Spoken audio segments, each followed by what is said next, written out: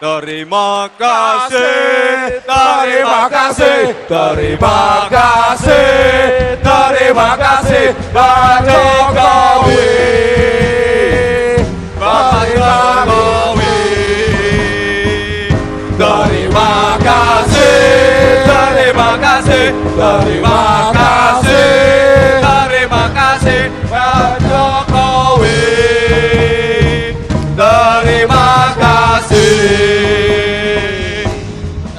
Saudara-saudara sekalian, kita harus sesuai dengan nilai-nilai bangsa Indonesia. Hormatilah mereka yang berjasa, hormatilah mereka yang telah berbuat baik. Mikul dhuwur mendem jero. Itu tradisi kita, itu adat kita. Cari kebaikan, bukan kejelekan.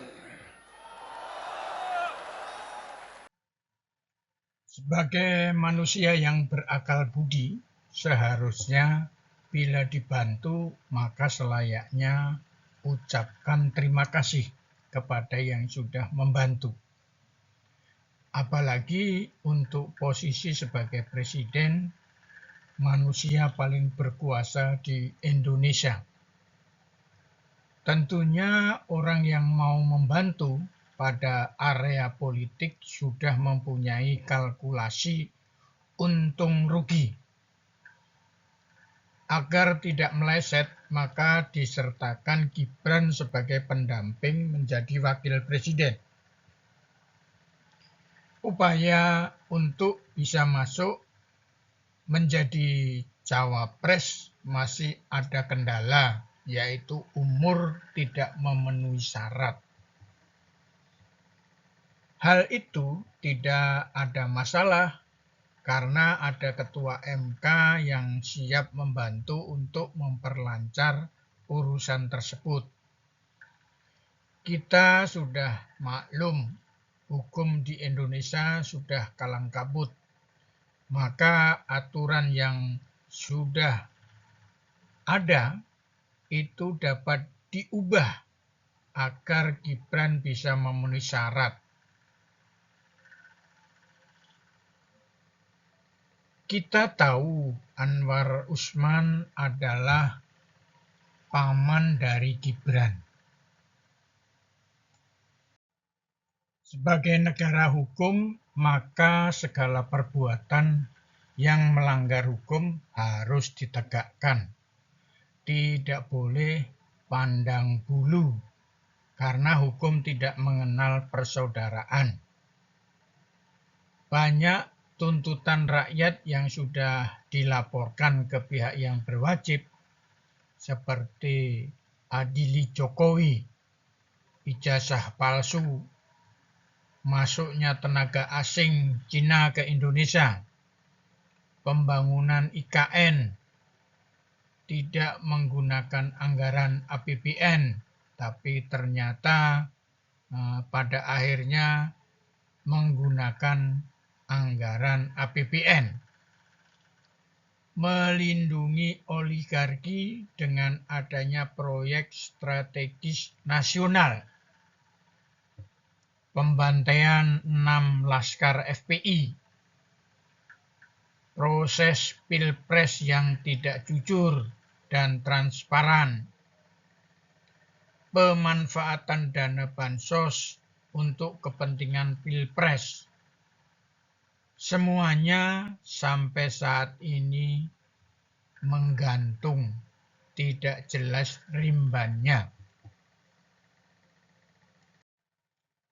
Itulah beberapa permasalahan yang sudah muncul di permukaan dan ada hubungannya dengan kegiatan Jokowi selama dia memerintah. Semoga Prabowo masih mempunyai jiwa patriot sejati, ingin menegakkan hukum di Indonesia dan membela rakyat.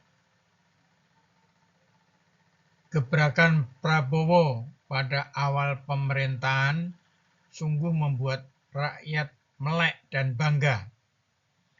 mendengar cerita nelayan di Teluk Jakarta yang lahan mencari ikannya jadi terganggu dengan adanya PSN PIK 2, di mana selama ini pihak pengembang proyek berlindung atas nama PSN PIK 2 bebas melakukan apa saja, membuat pagar laut di Teluk Jakarta, melakukan intimidasi kepada masyarakat sekitar yang merepotkan mereka.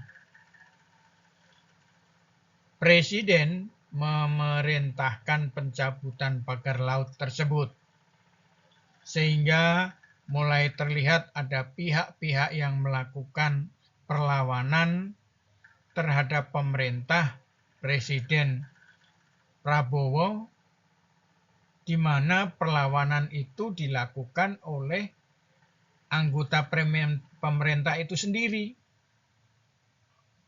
mulai dari menteri, kepala desa, dan masih banyak lagi.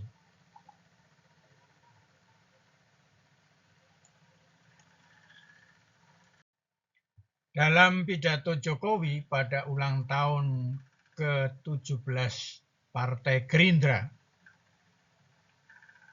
menyebutkan Prabowo pada saat ini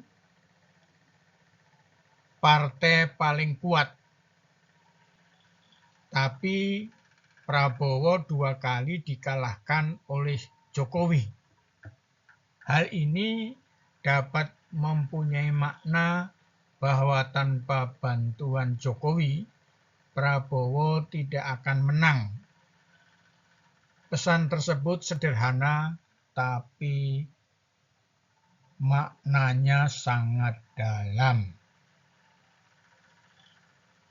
Makanya Prabowo dalam HUT ke-17 Gerindra secara khusus mengucapkan terima kasih, seperti yang diperdengarkan pada awal video ini.